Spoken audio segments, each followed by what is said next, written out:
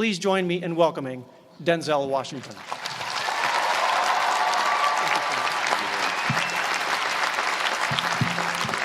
Thank you. Thank you very much. I am obviously the most unorganized. Everybody else has nice boxes to bring their script up in. I just kind of got it all messed up here and put it inside of a magazine. So in fact, I don't even have it in the right order. Wait a minute, let me get it in the right order here. So if it starts flying around the stage, just, run around and grab it for me and bring it back up here for me. President Gutman, Provost Price, Board Chair Cohen, fellow honorees, beautiful honorees, and today's graduates. I'm honored and grateful for the invitation today. It's always been great to be on the Penn campus. I've been here before a lot of times for basketball games. My son played at the Palestra, played on the basketball team. No, I do. I am. I really am. And I hope I'm the best success in the future. And I always get a warm welcome when I come to Pennsylvania, when I come to Philadelphia, except on the few occasions where I wear my Yankee cap. We really do. We need it from you young people. I mean, I'm not speaking for the rest of us up here, but I know I'm getting a little grayer. We need it from you, the young people, because remember this. So you got to get out there. You got to give it everything you got, whether it's your time, your talent, your prayers, or your treasures. I walked out of there to prepare for the next audition, and the next audition, and the next audition. I prayed. I prayed, and I prayed. But I continued to fail, and fail, and fail. But it didn't matter, because you know what?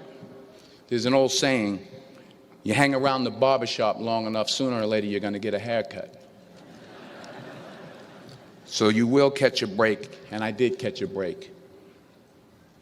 Last year, I did a play called Fences on Broadway. In a way, if you watch the movie, you'll see everything I'm talking about today. You'll see what I mean about taking risk or being willing to fail. Because taking risk is not just about going for a job. It's about being open to people and to ideas. He very, very, very slowly begins to overcome his fears. And I feel ultimately his heart becomes flooded with love. And I can't think of a better message as we send you off today. To not only take risks, but to be open to life, to accept new views, and to be open to new opinions, to be willing to speak at a commencement at one of the best universities in the country, even though you're scared stiff. In fact, if you really want to know the truth, I had to come exactly because I might make a fool of myself. Now, what am I talking about? I found that nothing in life is worthwhile unless you take risks. Nothing.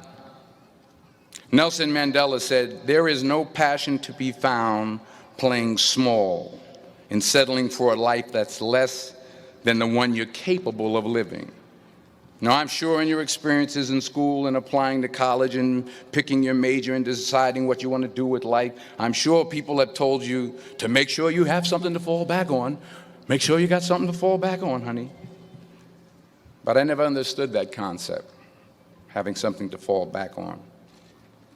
If I'm going to fall, I don't want to fall back on anything except my faith.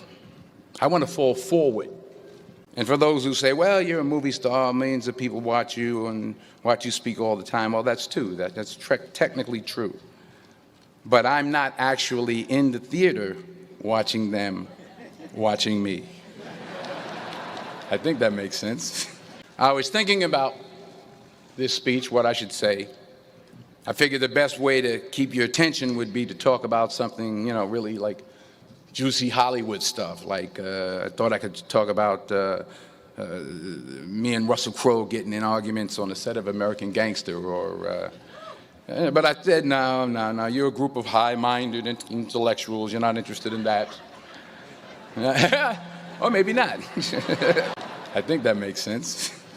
I mean, I'm not there when they call for a fidget around or pull out their iPhones or text their boyfriend or scratch their behinds or whatever it is they're doing in the movie theater. But from up here, I can see every single one of you. And that makes me uncomfortable. So please, don't pull out your iPhones and your texts. Don't text your boyfriend until after I'm done. Please. If you have to scratch your behind, I mean, I understand. Go ahead. It's out of my comfort zone.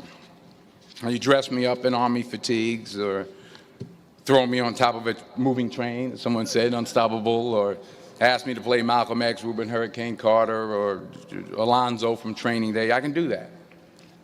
But a commencement speech, it's a very serious affair, and it's a very different ball game.